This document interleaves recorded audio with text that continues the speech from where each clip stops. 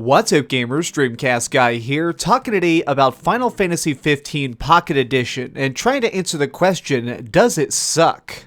Now, I'm approaching this review as somebody who's put over 100 hours into the original console version of this game and actually liked it quite a bit. Also, I'm not really somebody who enjoys cell phone games in general, so I'm coming at this with a very critical eye to see if this is really worth playing if you're just a Final Fantasy fan or somebody curious about the series. Let's start by looking at what the heck this even is. Pocket Edition is a very trimmed down of the original Final Fantasy XV. Surprisingly, it keeps all the main story elements though. All the voice acting, all the major scenes, the dramatic deaths, and the big epic fights are in this game. However, they are very shrunken down. Now, I don't have an issue with the fact that things are downsized. My problem is that they've trimmed out some things that in my opinion are very important. The biggest being, there are no longer side quests. This is just the main story of 15 is a series of big events. Essentially what happens is you go from main town to main town, talk to a couple characters,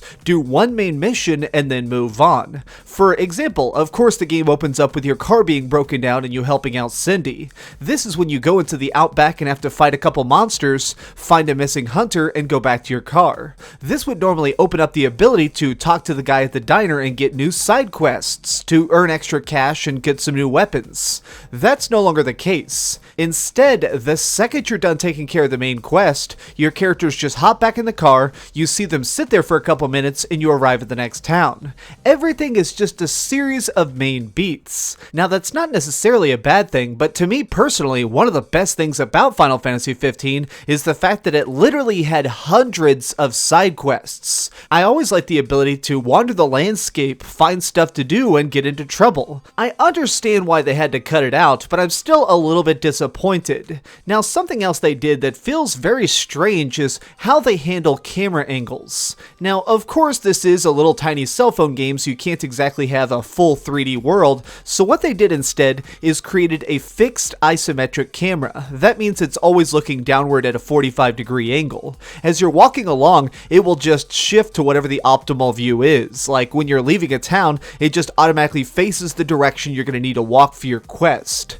Now that's not really an issue, but it looks really strange having these hidden load screens to try and shift the camera around. This locked angle though does come in handy when it comes to combat. It's in this aspect that I had the biggest worries because combat when it comes to cell phone games can be really bad. A lot of times since you just have a tiny touch screen, it's difficult to make stuff very interesting or complex. And what they did here, it's very functional at the very least. The combat now is very much about walking up to your target by tapping on the screen and then tapping the individual enemies to attack. However, there is a little bit more than that thankfully, which is the dodge system. Remember, Prince Noctis has the ability to teleport before he gets hit, so the way they do this is there will actually be tiny cues on the screen to make it where you can get out of the way of major attacks. Now I like this especially when it comes to boss fights because it almost felt a little bit like a rhythm game. I felt like I was trying to keep pace and constantly react as quickly as possible to the incoming barrage of attacks. However, I do wish that there was a little bit more depth to this. Now, I'm not saying that this is bad, and I think that the ability that I can just switch weapons so easily and quickly is interesting, but I wish that there was some magic. So as you can see here on the right side, you can see that there's my main special attack and then all my different weapons, and by touching each one, it makes it where I can switch between my different arsenal. There are times when you can cast, but it's more of a situational thing. It'll just pop up as a button prompt and you use it at that moment. It almost feels like another tap or another swing of a sword instead of actually feeling like a big powerful spell you're slinging. This is a really unique way to handle combat and it's probably the best they could have done. I just wanted a tiny bit more. I almost wish that there was an ability to turn on turn-based combat but give me the ability to have magic. I really miss the ability to sling giant spells and really kind of customize the game a little bit more. Instead, this is much more of what I would call a tap and bash. You're just kind of touching the screen to beat up some stuff and then using potions and stuff so you don't die. Now, this isn't to say that the game feels limited. In fact, I would say that the most shocking part of all my hours with this is the fact that it still feels exactly like Final Fantasy XV at its heart. It's still the same tale of four friends going on an epic journey to try and save the world. it just manages to narrow stuff down. I really like that they managed to recreate all the giant scenes in this, and the fact that the voice acting is brought over so beautifully, it really works. However, that does bring me to a weird con. It eats your battery life fast. This game will drain your entire battery in a matter of minutes, it feels like. As an experiment, I even played the game for about 2 or 3 hours with headphones in to see if it was the speaker that was draining my battery, and it didn't really seem to help. I think it's the fact that this game is 3D and trying to process so much on the fly that just drains your battery in a hurry. And this game is actually pretty dang long. It took me about 14 hours to beat each of this game's 10 missions, which brings me to the thing that's probably the most important, which is pricing. Now, if you're trying to sell a cell phone game, usually you're trying to do dumb microtransactions or stupid stuff like really ridiculous price points. This game handles stuff in a fair way, but still in a little bit of a strange method.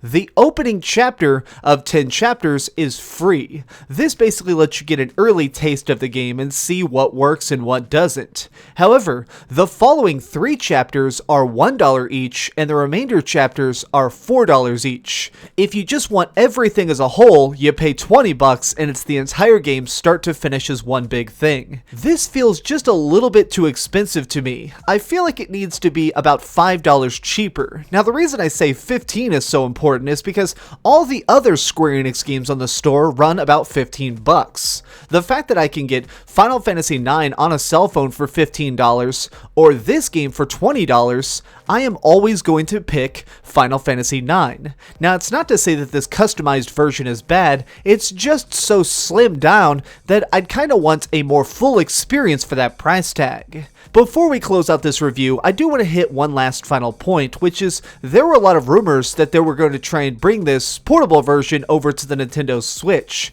and now I'm really hoping they don't. This is fine for cell phones. In fact, I'd even say that as a mobile game, this is pretty damn intense. However, as a Nintendo Switch game, this would be awful. This port lacks so much of the heart and soul that made that game really fun and engaging and actually made me want to keep coming back to do more side quests. This is just the roots of Final Fantasy 15 without any of the fluff that actually makes stuff fun.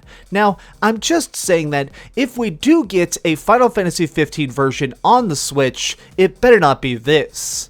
This game is something that I think really hardcore fans are going to enjoy, but newcomers are probably just going to be left very confused.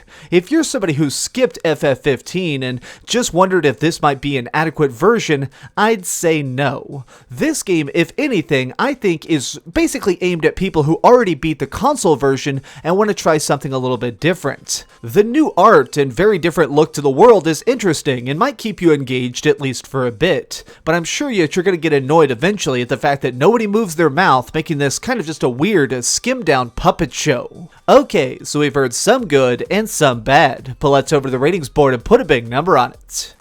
I am giving Final Fantasy 15 Pocket Edition a 7.5 out of 10. As I mentioned earlier, the opening chapter of this game is free, so I do encourage you to download it and try it yourself. Although I do want to make a warning, it seems like this only works on the newest of cell phones. So if for some reason you're walking around with an iPhone 5 in your pocket, don't even bother, because apparently this edition isn't for you. Thanks so much for watching, gamers. This has been DreamcastGuy with another review. If you enjoyed this video, please give it a thumbs up, share with your friends, and subscribe if you haven't already. But do me the biggest favor of all and keep dreaming. I cannot believe I'm actually talking about a cell phone game on the channel. I almost feel kind of dirty. Don't worry, I am never doing this again, because honestly, this kind of sucked.